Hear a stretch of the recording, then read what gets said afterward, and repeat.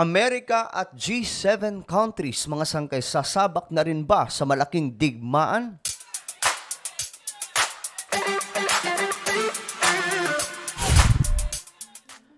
So, siguro naman, alam na alam po natin ang nangyayari ngayon sa West Asia. No, sa Middle East, mga sangkay, na nagaganap nga po yung matinding kaguluhan doon ngayon. Iran, Israel, mayroon pong nagsimula na nga po, mga sangkay, ang paglulunsad ng digmaan. Ngayon, ang tanong ko dito, kasi ang Amerika, nasabing ironclad daw po yung nila, yung alyansa ng Israel. Parang Pilipinas din po. Yun po yung sinasabi ng Amerika. At maliban dyan, meron pong G7 countries na ngayon ay nagsalita na po at kinukundi na daw po itong Iran. Ayan po sa report. Ngayon, mga sangkay, titingnan po natin sa vlog na ito kung may gagawin ba talaga silang aksyon. Kasi sinasabi po nila, tropang dikit ang Israel. 'Di ba? Ironclad pa nga eh. Tutulong nga ba? Bago tayo mag-umpisa, paki-subscribe po muna yung ating YouTube channel. Okay, dito sa YouTube, tayo po ay nasa 1.19 million subscribers na po. At ilang tulog na lamang po, 1.20 million subscribers na po tayo. So kung hindi ka po nakakapag-subscribe, i-subscribe mo na, tapos i-click mo yung bell at i-click nyo po yung all. Okay? Sa mga nanonood po sa Facebook, huwag kalilimutan na i-follow ang ating Facebook page. Okay, magpalugi sa mga nasa YouTube, mga sangkay. Okay, ito nga po, pag-usapan po natin. Kasi may balita. Ito yung balita. Biden nakipagpulong sa G7 countries kaugnay daw po sa ginawa ng Iran sa Israel. Ngayon, mga sangkay, ito po yung report na inabangan ko. Ano ba? Medyo nakakakaba nga, mga sangkay, sa kabilang banda kasi siyempre, sabi ng US, ironclad daw po yung kanilang ugnayan at relasyon ng Israel, na any attack, mga sangkay, re-respondi kagad sila ng talaga, physical, hindi po yung mga tulong-tulong lang na mga barya-barya. Ngayon, ito na po ang nangyayari, mga sangkay. Nakipagpulong ang presidente ng Amerika. So, sino nga ba itong G7 countries? Ito po ay ang Canada. Ito, basahin na lang po natin. Ito yung G7 countries. Okay? Canada, France, Germany, Italy, Japan, UK, at syempre, sino pa ba? Amerika. Ngayon, nakipagpulong daw po ito. Tingnan nga po natin. Canada and other G7 nations strongly kinukundi na daw po itong ginawa ng Israel, itong ginawa ng Iran. Sabi po dito sa balita. Ngayon, sabi dito, ayan, strongly condemn pa nga ang sinasabi, mga sangkay. Ngayon, ang tanong dito, ano ba? Tutulong ba itong G7 countries?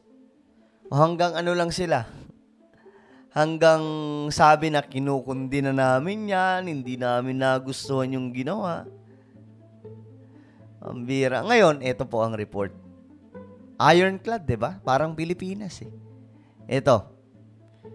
Hindi ko na ipapakita yung video. Pakinggan na lamang po natin from UNTV ito, mga sangkay, para kasi medyo sensitive yung mga lumalabas na video.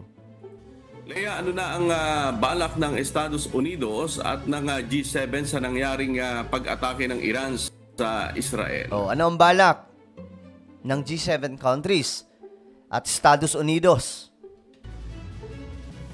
Amigo, ipinahayag ni European Council President Charles Michel ang pagkakaisa ng kanilang grupo. Yung pagkakaisa na? Sa pagkondena sa ginawang pag-atake ng... Pagkondena. Kayang-kaya kong gawin yan eh. Hindi sabihin ko na parang hindi ko nagustuhan yung ginawa nila. Dapat hindi ganyan. Diba? Yan po yung pangkukondena. Iran sa Israel. Itutuon nila ang kanilang paggawa para sa de-escalation at immediate ceasefire upang matuldukan na ang krisis sa Gaza. Iginiit ng Administrasyong Biden ang non-military response sa nakaraang drone at missile attacks ng Iran. Kala ko ba ironclad, mga sangkay? Non-military response. So, ibig sabihin, wala. Nga ang Israel. Naalala niyo mga sangkay yung sinasabi ni Biden na ironclad? O kahit nung admin niya, until now, sinasabi po yan sa Pilipinas din. Ironclad daw po yung relasyon, yung kanilang alyansa. Any attack na gagawin daw ng China, re-respondi ka agad sila. Pero ngayon mga sangkay, tingnan niyo ang Israel. Ulitin natin, baka nagkakamali lang tayo. Ito, pakita ko muna saglit. Response sa nakaraang military response. Administrasyong Biden ang non-military response sa nakaraang drone at missile attacks. Non-military response. So, paano na ngayon ang ano? Paano na ngayon yung Israel, mga sangkay? Ayan na. Pero alam nyo medyo nakakalungkot din po itong nangyayari. Kasi, alam nyo, yung Iran, malakas din po yan Kasi, kung tutuusin yung numero ng mga kasundaluhan nila, yung military nila, mga sangkay, 10 times na larger than Israel. Kung numero ang pag-uusapan. Pagdating sa mga tangke, ganun din po, mas lamang na lamang ang Iran. Pagdating sa iba pang mga, pagdating po sa karagatan, lamang na lamang din po ang kanilang pandigma ng mas marami sa Israel. Pero pagdating sa budget, nakalalamang po ang Israel. Mga pambili ng gamit, kasi mapera po ang Israel kaysa sa Iran. Yun po ang kumbaga may advantage and disadvantage ang both country. Parehas bansa. Pero ito talaga, ito yung sinasabi po natin, na what if aatake ang China sa Pilipinas? Do you think Amerika, yung US mga sangkay, haharangin lahat po ng missile ng China? Ay dito pa nga lang, sabi ni Biden? Iginiit ang non-military response. Walang gagamitin mga sundalo. So ano mangyayari dyan? Parang Ukraine. Bibigay lang ng pera. Ito, pambili nyo, banatan nyo yan. Pambili nyo, banatan nyo yan. Ganun po ang mangyayari na posible sa Pilipinas. Kasi ito po yung linya na nakikita natin sa Amerika, what they have done in Ukraine.